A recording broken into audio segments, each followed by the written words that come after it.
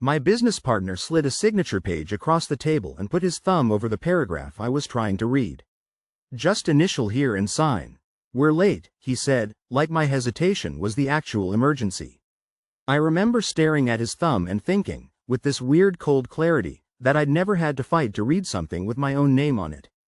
For context, I co-founded a small analytics company with a guy I'd known since my first job. Let's call him Mark. He was the big vision, big mouth, networking type. I was the one building the product, running support, and answering the emails that start with, "quick question," and end with you losing your weekend. We weren't some Silicon Valley rocket ship, but we were real. 30-ish customers. Revenue that actually showed up in the bank. A tiny office we could barely justify, mostly for the optics when bigger clients visited. And we'd finally landed a meeting with 2 angel investors from a local group who liked boring profitable software. It was supposed to be simple: small check, some advisory, and a clean note. Mark had been bragging about it for weeks like he'd already bought the champagne. That morning, he showed up early with a printed packet and the kind of caffeinated confidence that makes you assume someone else did the homework. "Standard stuff," he said. "They're expecting it signed in person. We're not going to nickel and dime them over legalese." I wasn't even trying to be difficult. I've signed plenty of contracts. I'm not afraid of paperwork. I just know the difference between a document that's boring and one that's trying to be boring on purpose. Event number 1 was the signature page itself. It didn't just have the company name. It had our names, individually, in bold. Under it, jointly and severally.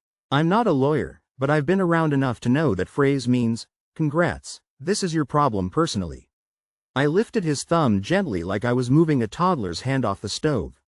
Mark's smile stayed on, but his eyes tightened. "It's boilerplate. It's basically so they don't have to chase 2 people if something goes sideways." "Why would something go sideways?" I asked. "Nothing will," he said too fast. "We're good." We were standing in our little conference room. Whiteboard behind us with our Q3 goals written in optimistic marker. My laptop open, customer support tickets quietly multiplying. It should have felt like a normal hustle day. Instead, it felt like I was about to get tricked in broad daylight. I said, "Email me the whole PDF. I'll sign after I read it." Mark's frustration leaked out. "We don't have time. The investors are literally in the lobby in 20 minutes. That's when I realized he hadn't sent it to me at all. He'd brought paper copies like it was 1997 and we were buying a used car. Event number 2 happened when I asked to see the term sheet and he gave me this half laugh. "You've seen the terms. 10% discount, cap at 5 million, same as we talked about." "But I haven't seen this document," I said. He sighed like I was being paranoid and said, "Fine. Read it, but don't get hung up on stuff the investor's lawyer wrote. We can't go into the meeting looking amateur." I sat down and started flipping pages. He hovered behind me, close enough that I could feel him watching my eyes, like he was trying to steer what I noticed. The first few pages were, boring. Then I hit a section titled, Founder Representations and Warranties. It wasn't just the usual, "we own our IP," stuff. It said we represented that all company funds had been used for business purposes and that there were no undisclosed liabilities. I paused on that line. Undisclosed liabilities. I looked up at Mark. "Do we have any liabilities I don't know about?" He didn't answer immediately. He did that thing where he rearranged the papers in front of him even though nothing was out of place. "No," he said, finally. "Nothing material." "Nothing material," is what you say when the truth has a size you don't want to name. Event number 3 was the attachment. There was an exhibit listing outstanding debts and obligations. It included a short-term bridge loan for $48,000. My stomach dropped so hard I swear I felt it in my knees. We didn't have a bridge loan. If we had a bridge loan, I would have noticed the bridge.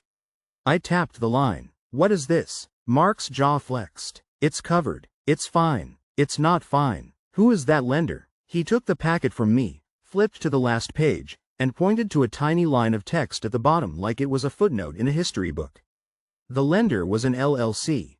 The LLC's address was Mark's home address. He'd loaned the company money, or claimed he had, and now he was presenting it as an obligation that investors had to recognize. I looked at him and said, very quietly, "Did you take money out and call it a loan?" His face went flat. "I floated expenses, sales travel, Contractor payments. You know how tight cash got. I did know cash got tight. I also knew we never missed payroll, never bounced anything. I was in the bank account constantly. I would have noticed $48,000 moving like that. Show me the transfers, I said. Mark's voice sharpened. Not now. We're in a meeting in 10 minutes. That line, not now, was the turning point. It made everything click into place. The thumb over the paragraph. The paper packet. The rush. The insistence that reading made me look amateur. It wasn't about investors. It was about timing me before I could verify anything. In hindsight, it was painfully obvious. He needed my signature because my name made it legitimate. If it blew up, it wouldn't just be, Mark did something. It would be, the founders represented. I stood up and said, I'm not signing this. Mark's voice went low, urgent. Don't do this in front of them. Then don't put me in it, I said. We could hear voices in the lobby. The investors, probably. The receptionist laughing at something. Normal people walking into a normal meeting, unaware we were about to detonate. Mark tried one last push. Look, if we get this money, we can clean everything up. This is how it works. We take the check, we settle the bridge loan, we move forward. There it was. Not, you'll see the documentation. Not, it's a mistake. Just, this is how it works. I walked past him and out to the lobby before he could stop me. Two investors stood up, smiling, hands out. Mark started talking fast. Hey guys, thanks for coming in. I cut in, which is not something I'm proud of, but I knew if I didn't, I'd get steamrolled. I'm sorry, I said, shaking their hands. There's an issue with the paperwork that I need to review with counsel before I can sign anything. We need to reschedule. One of them blinked like he'd just been splashed. The other looked at Mark, then at me. Mark's laugh sounded fake even to him. He's being overly cautious. It's nothing. The older investor, gray hair, calm voice, said, if a founder isn't comfortable, we don't sign. That's not controversial. Mark's face did this tiny twitch, the kind you only see when you've known someone long enough. We ended up canceling the meeting, right there in the lobby. I offered to send an updated timeline later. The investors left politely, but not warmly. Back in the conference room, Mark exploded. You embarrassed me, he said. You embarrassed the company. I surprised myself by staying calm. You tried to get me to personally guarantee something I didn't understand, with a loan I didn't know existed. It exists, he snapped. Then prove it, I said. Right now. Bank statements, receipts, anything. He couldn't. Not right then. Not ever, really. Over the next week, I pulled every transaction from the last year and matched it to invoices. That's when I found it.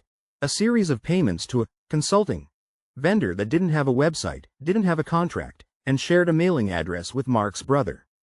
It wasn't 48,000 in one dramatic theft. It was death by 1,000, missed, expenses. Flights that didn't match client visits. A conference that never happened.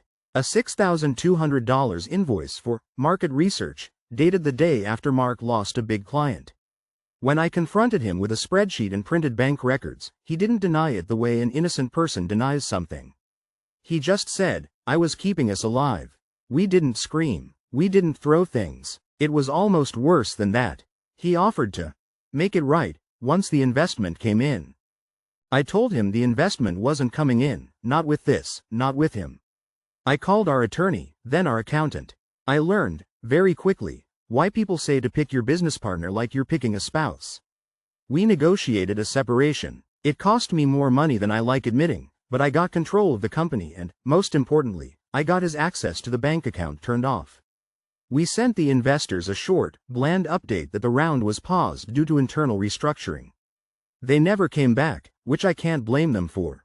I spent the next 2 months apologizing to customers for delayed features while I cleaned up the mess, redid our financials, and rebuilt trust with my own team.